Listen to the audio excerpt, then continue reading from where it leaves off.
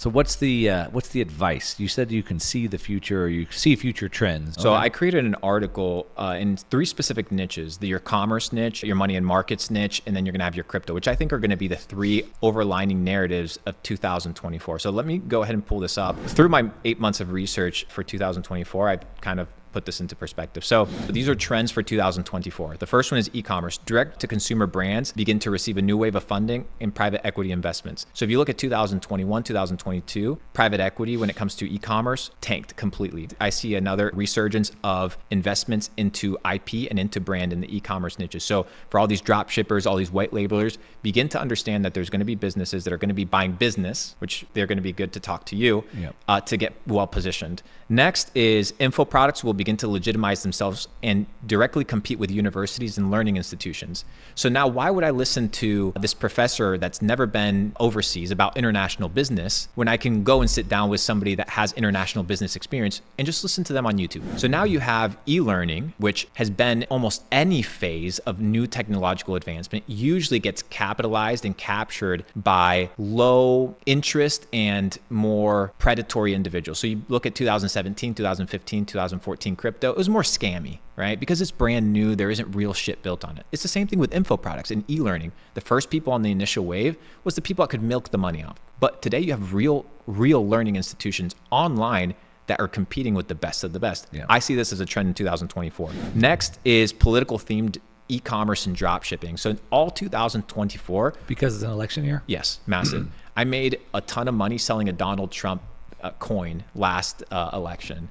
So it was just a coin that had Donald Trump's profile face, and it was your memorabilia token, and people bought a ton of it. Next, you have dominant influencers continue to build, scale, and sell IRL businesses. So now you're going to begin to see influencers, the likes of Mr. Beast and the likes of Luke Belmar, be in a situation whereby you're building collateral businesses like the Nile River that we were talking about as proxy small empires around your traffic source. So I see a lot of content creators now no longer doing merch, these simple kind of basic 101s of commerce, but utilizing their audiences and building real products so that now you can translate loyalty from here to loyalty here. And once you have loyalty on the product, you can sell that company. Yeah, I love that. Next is health, longevity, and wellness becomes a top white hat monthly recurring revenue e-commerce niche. Gary Brecka told me this. He said they did a massive report as to what are the emerging trends and niches, and biohacking, longevity, health and wellness, and anti-aging were at the top over any other category in all of commerce. So I see that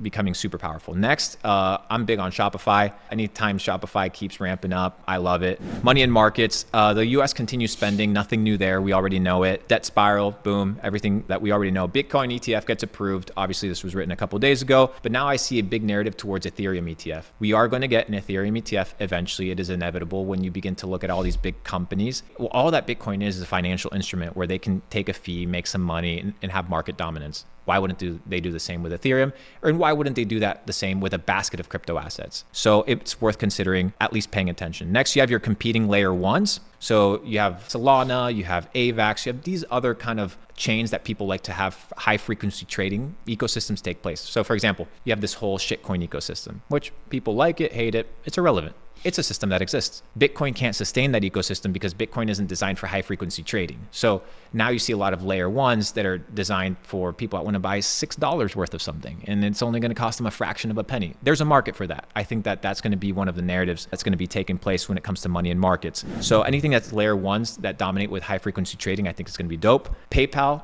and Robinhood stock, super underperformed stocks. I think now that the market begins to take form, there's a high likelihood that these stocks perform extremely well. Venture capital, private equity begins to invest into crypto infrastructure. So a lot of companies that are risk adverse towards projects that have token allocations and tokens, there's companies that will not touch this for legal purposes, but they will still buy infrastructure in crypto. They will still buy SaaS in crypto. So for builders, you don't necessarily need to launch a token. You don't necessarily need to build something that's what's already been built. You can build a crypto-friendly company that is of interest for people that are in the crypto space, but that isn't tied to crypto specifically. Now you can invest not in tokens, but in projects that sustain the crypto ecosystem. I see a massive narrative there. For crypto and DeFi platforms shift focus to reducing retail onboarding friction and begin to compete head on with centralized exchanges. So you have the likes of Jupiter Exchange or Phantom Wallet. If I was to show you Phantom Wallet right now, I download the Phantom Wallet in 30 seconds. I open up Jupiter Exchange. Somebody sends me USDC and I'm trading in 10 minutes. For me to open up a Robinhood account account, get KYC'd, fund it, connect ACH, connect my card, get it funded, buy some Bitcoin. It takes a long time. I see DeFi very soon competing head on, hand in hand with centralized exchanges, with your Webull,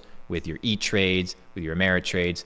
DeFi is getting really, really crazy, and it's getting really, really well funded. NFTs with high viral IP become multi-billion-dollar brands. NFTs are merely your ability to hold on to a percentage or a piece of a company or be part of a community. Companies that have high value IP that can merge into the real world are going to do extremely well. You have the likes of Pudgy Penguins. You have a couple other companies that are doing extremely well. These are worth considering and looking into only if they have real world applications. You look at the likes of, you talked about Pokemon. Pokemon, that's IP. So you're not investing in Pokemon cards, you're investing into the IP that gives the Pokemon cards value. And I think that that's one of these narratives that's going to be taking place. Next is tokenized assets under management. So I see a big play. Larry Fink has been talking about the tokenization of all real world assets, everything, real estate, mortgages, your bank statements, your car loan, your house, anything is going to be tokenized. So companies that begin to build portfolios or begin to take money in to manage assets in a tokenized format, I think are going to become extremely popular. Next, we have more publicly traded companies begin to add Bitcoin to their balance sheets. I think now that you had this reporting system kind of update, my companies have Bitcoin in their balance sheet.